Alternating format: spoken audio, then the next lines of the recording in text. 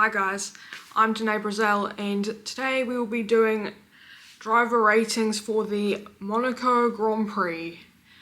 I feel like this race took years off of my life, honestly. It was one of those ones that just felt like it was never going to end.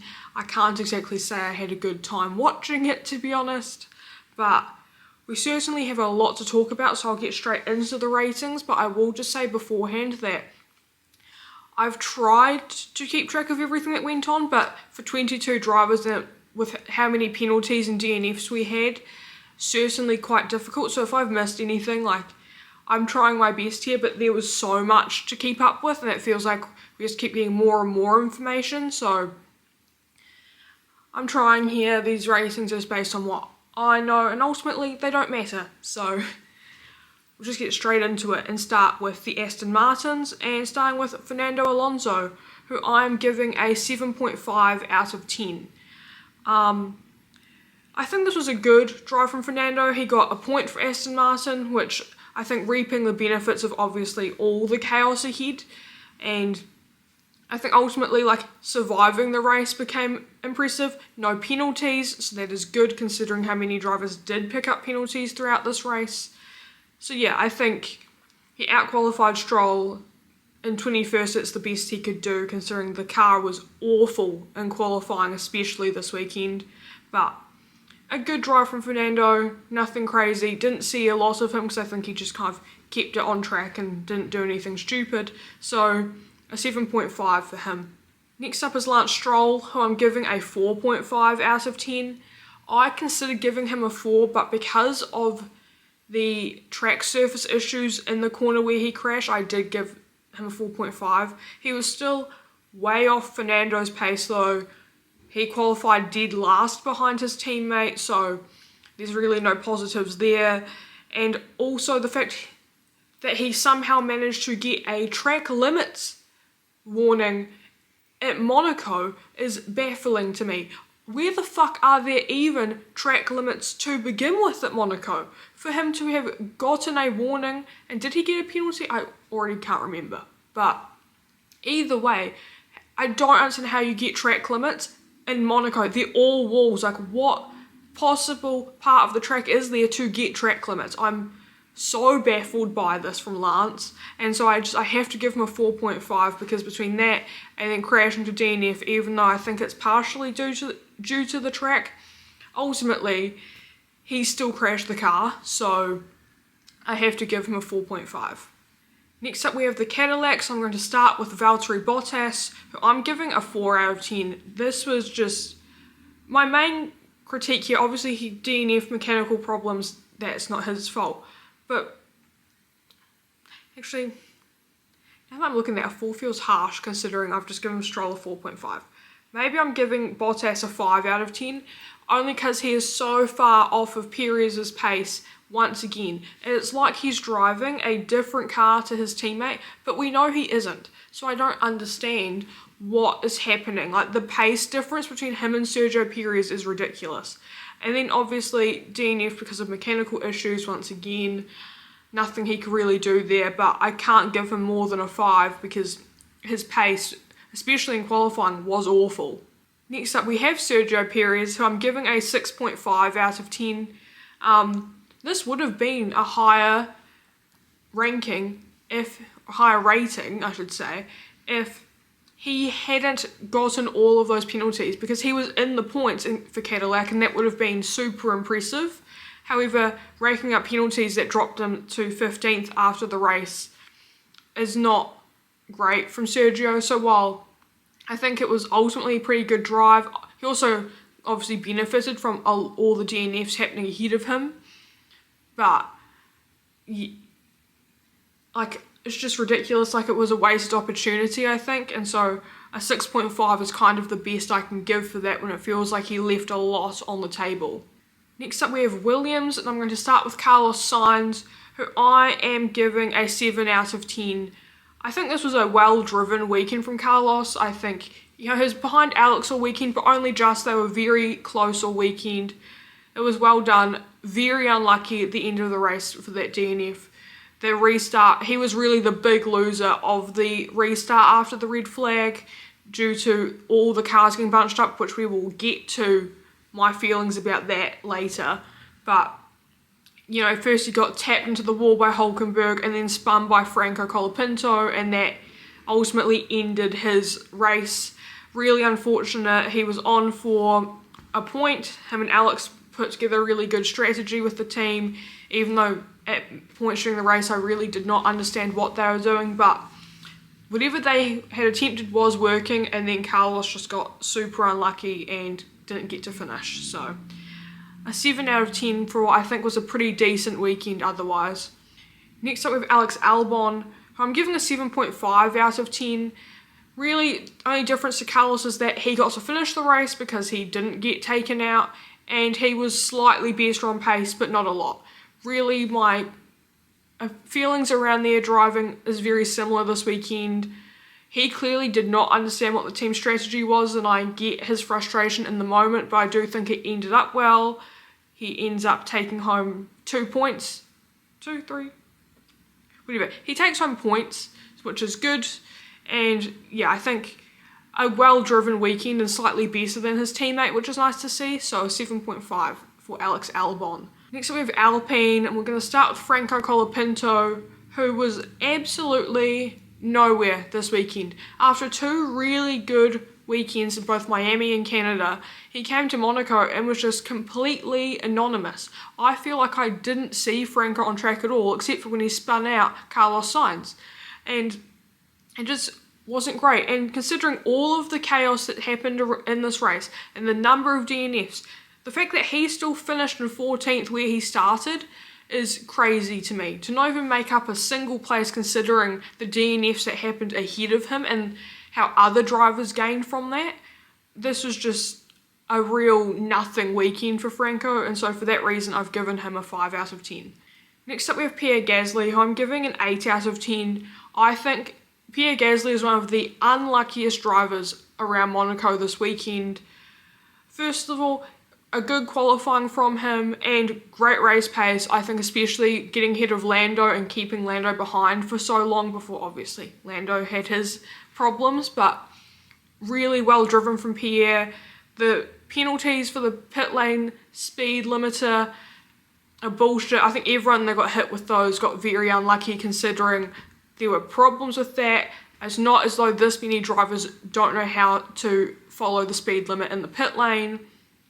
And yeah, I think really unfortunate. I think especially shitty that the team did not tell Pierre about his penalties until after the race. So he crossed the line thinking he was on the podium. I think that is pretty unacceptable.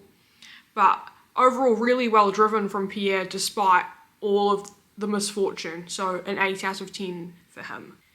Next up we have the Audis. I'm going to start with Nico Hulkenberg, who I'm giving a 5 out of 10. Again, a driver I just didn't fucking see, really. Except for when he tapped Sainz into the wall on the restart, but that wasn't really his fault. I don't think he was just trying to make the corner, and everyone was bunched up, and I think it was very awkward. So I'm not going to really take away points for that. But just not great. He finished behind his teammate. I think that's because of penalties. Yeah, nothing really special there from Nico. It was a decent weekend, I suppose, for the Audi. I don't know. I don't really have a lot to say about it, so we'll just move on to his teammate, Gabriel Bortoleto, who I'm giving a 6 out of 10.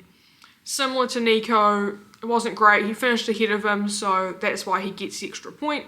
And because he was only 1 position away from points. Yeah, again, not a lot to talk about. Obviously had the crash in qualifying. Actually, now I'm thinking of that, yeah, he did crash his car in qualifying. Maybe I'm dropping that to a 5.5.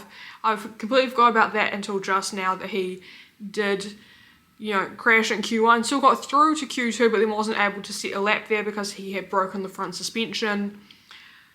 But yeah, other than that, again, another really anonymous weekend from Gabby. So I think I'm going to probably give him a 5.5 actually.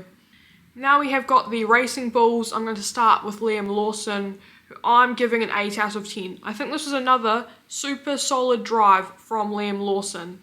And I think he really benefited from the DNFs ahead, but I also think he kept out of trouble, didn't do anything stupid, which I think has been a big positive change for him in general this season, as we haven't really seen all of the ridiculous incidents from Liam that I think he was getting into last season.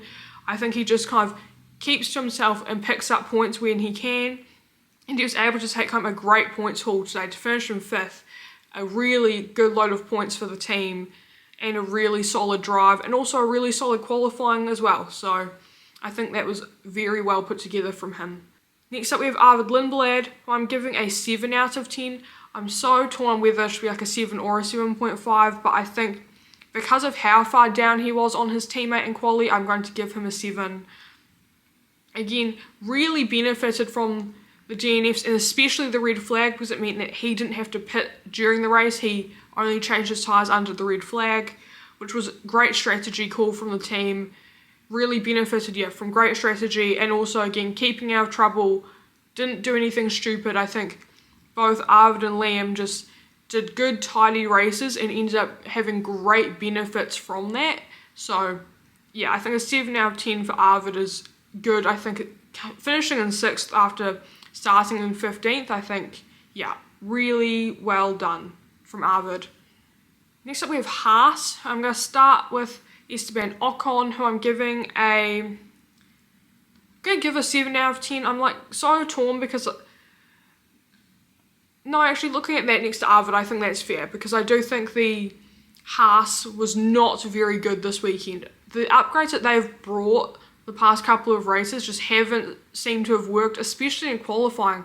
Both Ollie and Esteban looked very uncomfortable in qualifying, and we qualified way down the order, but I think ultimately recovered very well, picks up some points, again takes advantage of the chaos. I think that is all really drivers could do at a point today, so overall I think that's really decent from Esteban, so a 7 out of 10 for him.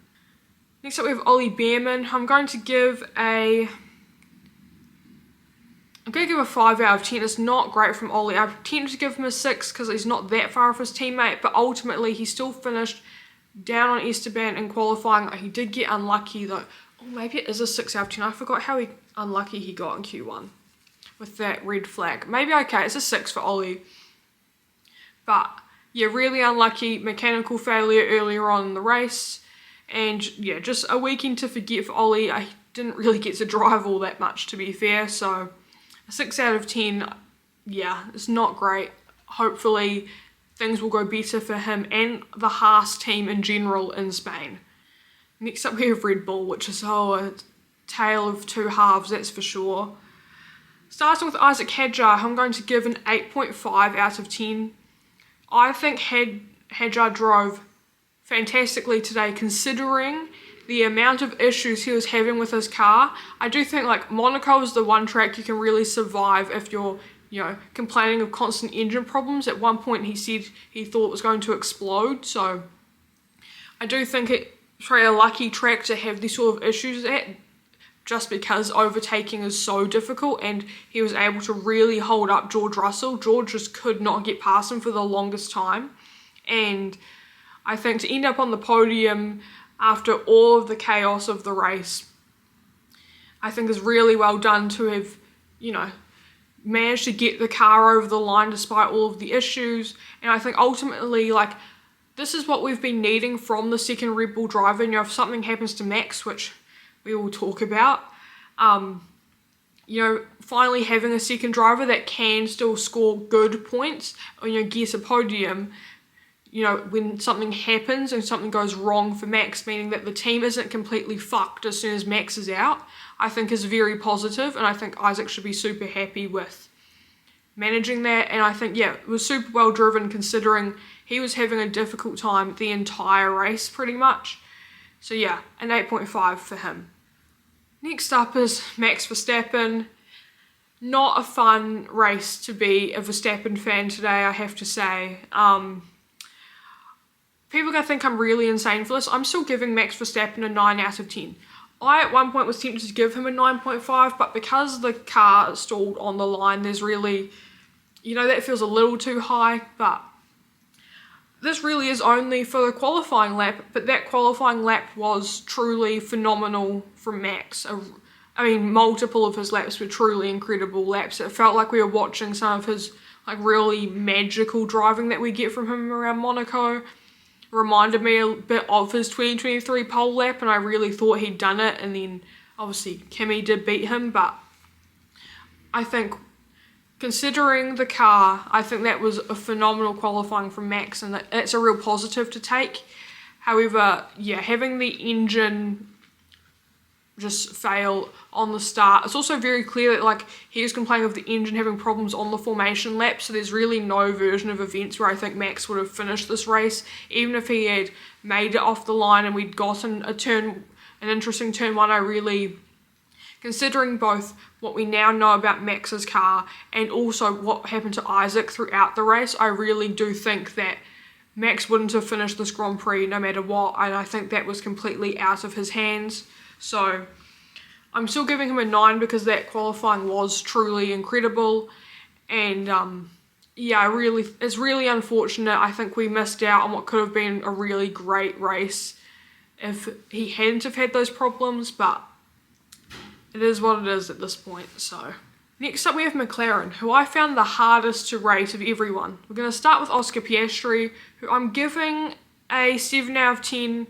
Really, this is just for he stayed out of trouble, he didn't pick up penalties, and he's picked up really decent points as a result. On his end, I don't think he really drove anything super great or special.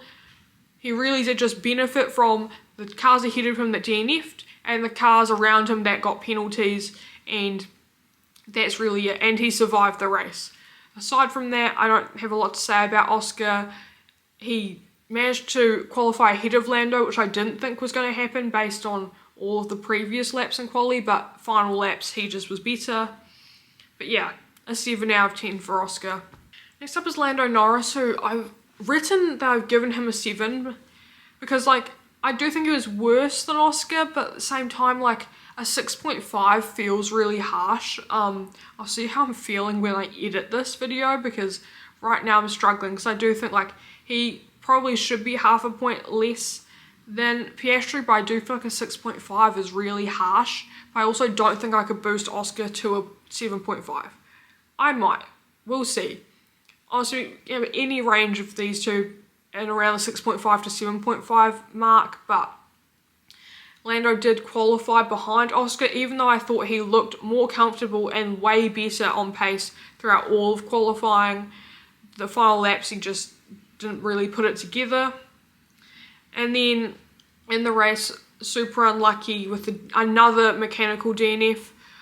I also think that's why I'm probably not going to give Lando a 6.5, is just because I think he did not have enough track time this weekend.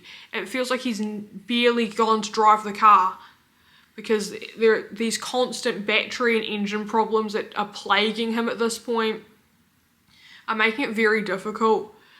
And then he lost the position to Gasly off the line, not great, but I don't know, it's a hard turn one. Like if you get boxed in, you kind of are just at the whims of the cars around you to an extent, so it's not horrific from Lando Norris. I think more than anything it's just an unlucky weekend from Lando. Next up we have the Ferraris, and we're going to start with Lewis Hamilton, who I am giving a 9.5 out of 10.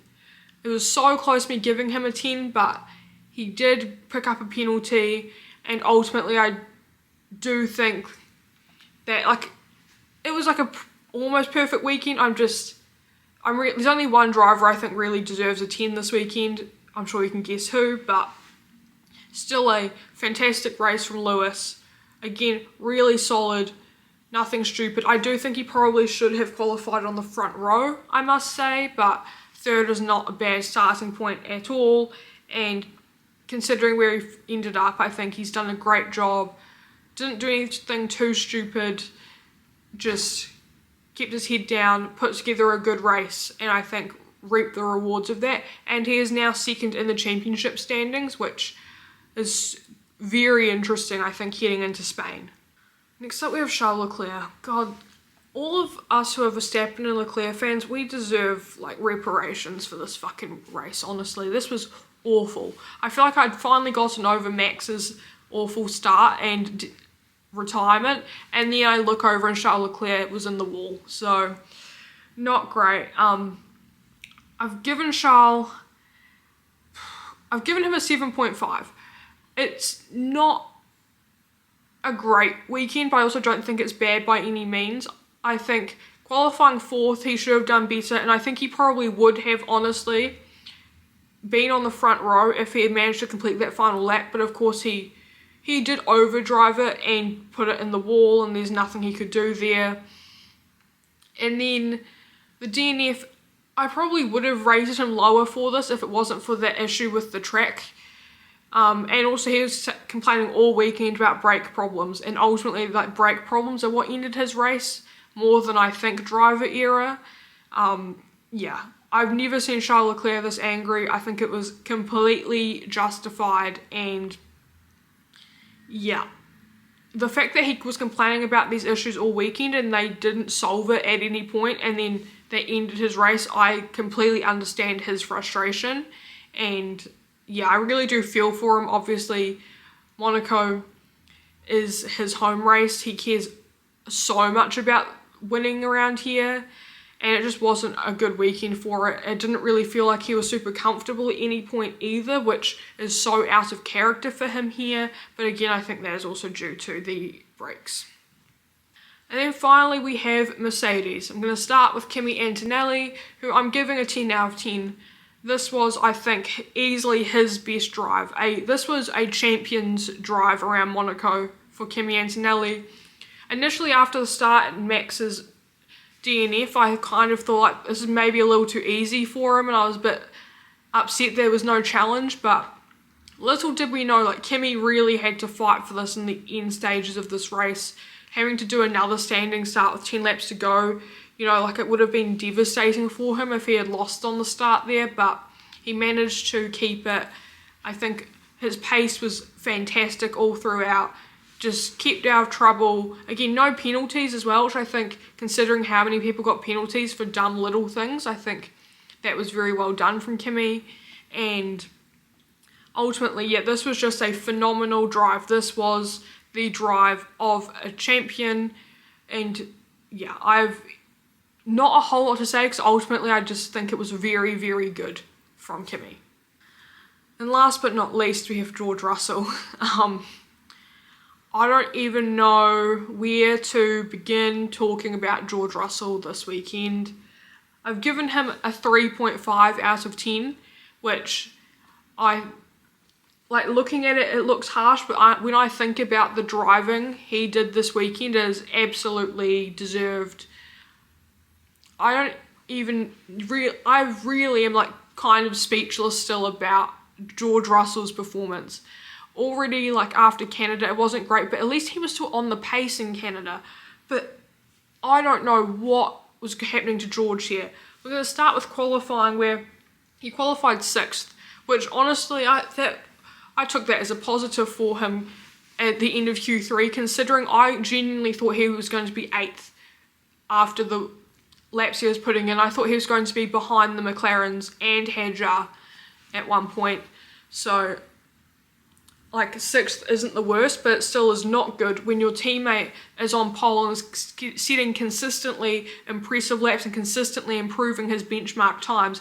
George just wasn't. It felt like he was so uncomfortable in the car, he was constantly struggling, and it just was not coming together for him for whatever reason. And now I've never really viewed George Russell as like a great driver around Monaco. Like, it's not a track I've ever really thought he's been impressive at, but I swear he's never been this bad here. It was just rough, really rough to watch.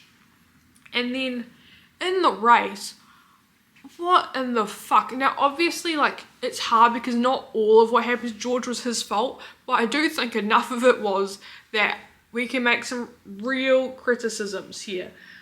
Like, where do I even begin?